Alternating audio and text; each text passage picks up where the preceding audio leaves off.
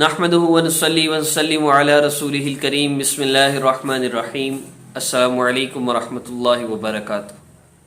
جمعہ کا دن بڑا ہی افضل دن ہے اور اس دن میں اللہ رب العزت اس مبارک دن میں ایک گھڑی ایسی ہے جس گھڑی میں جب بھی کوئی بندہ اللہ رب العزت سے جو بھی مانگتا ہے اللہ رب العزت اس کو عطا فرما دیتے ہیں۔ اور اس میں خاص طور پر عورتوں کو اس چیز کا خیال رکھنا چاہیے کہ کبھی بھی اپنے بچے کو بددعا نہ دیا کریں، تو مر جائے، تیرا یہ ہو جائے، تیرا وہ ہو جائے، تو کسی کام کا نہ رہے، اس طرح کی باتیں عام طور پہ غصے میں کر دیتی ہیں۔ اور بعض عورتوں سے یہ بھی سنا کہ وہ ماں کی بددعا تو نہیں لگتی، ماں تو ویسی کہہ رہی ہوتی ہے، وہ دل سے تھوڑی کہتی ہے۔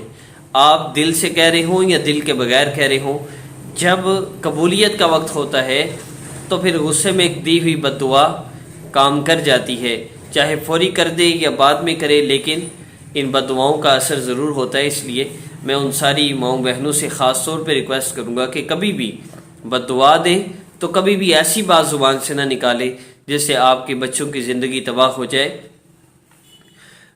امام الحرمین شیخ سدیس عبد الرحمن السدیس دامت برکاتہ العالیہ اس وقت جو مکہ معظمہ اور مدینہ منورہ میں دونوں حرمین میں منتظم ہیں، سارا سیٹ اپ ان کے انڈر ہے اور انہوں نے ہی سارا مینیج کرنا ہوتا ہے۔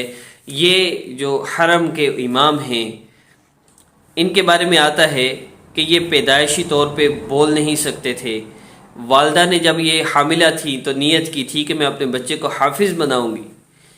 جب پیدا ہوئے بول نہیں سکتے تھے، اللہ رب العزت سے انہوں نے اتنا مانگا کہ اللہ رب العزت نے ان کو گویائی عطا فرما دی، انہوں نے حفظ فرمایا۔ اب دیکھیے گا، رب فرماتے ہیں کہ میں بہت شرارتیں کیا کرتا تھا اور مجھے میری ماں کی بددعا نے یہاں تک پہنچا دیا۔ تو لوگ بڑے حیران ہوئے کہ ماں کی بددعا سے کیسے پہنچ۔ حضرت فرمانے لگے کہ میں بہت شرارتیں کیا کرتا تھا، ایک دفعہ ہمارے گھر کچھ مہمان آ گئے تو والدہ نے دال یا کوئی سالن وغیرہ بنایا، تو جب ہانڈی پک کے تیار ہو گئی مجھے شرارت سوجی، میں نے کچھ مٹی اٹھا کر اس ہانڈی کے اندر ڈال دی۔ جب والدہ کھانا مہمانوں کو ڈال کے دینے لگی تو اس کے اندر سے مٹی نکلی۔ جب انہیں پتہ چلا انہیں بڑا سخت غصہ آیا اور غصے میں انہوں نے کہا عبد الرحمن اللہ تجھے حرم کا امام بنائے۔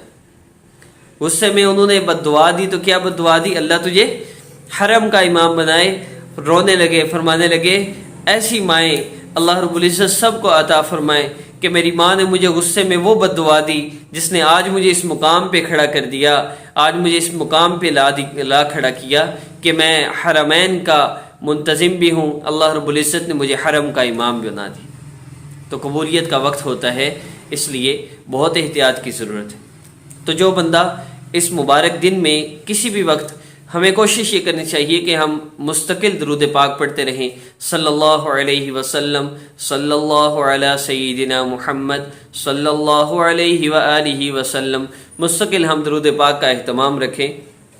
قبولیت کی کوئی گھڑی ہوئی اللہ رب العزت کہ ہاں ہمارا یہ پڑھنا قبول ہو گیا، ہم جو بھی دعا کریں اللہ رب العزت ہمیں عطا فرما دے۔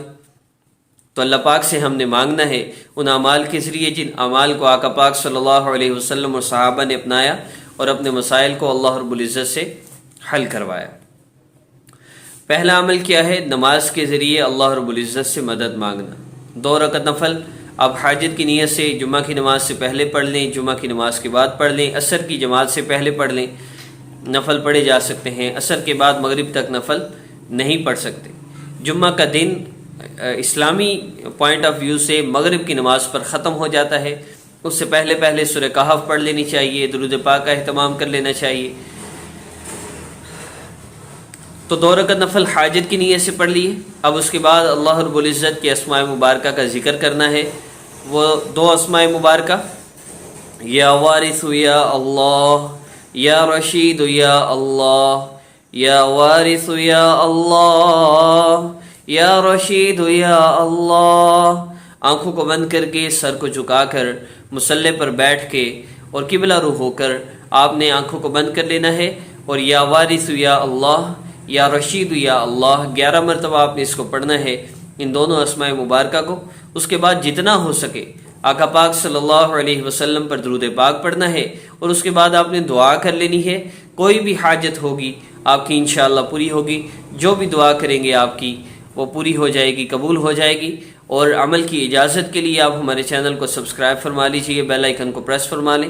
انشاءاللہ مزید ویڈیوز جمعہ کے دن کے متعلق اپلوڈ ہوں گی، اور نیکسٹ بھی ہر مسئلہ کے حل کے لیے ہمارے دونوں چینلز پر وظائف اپلوڈ ہو رہے ہیں۔ وآخر دعوانا ان الحمد للہ رب العالمین۔ السلام علیکم ورحمۃ اللہ وبرکاتہ۔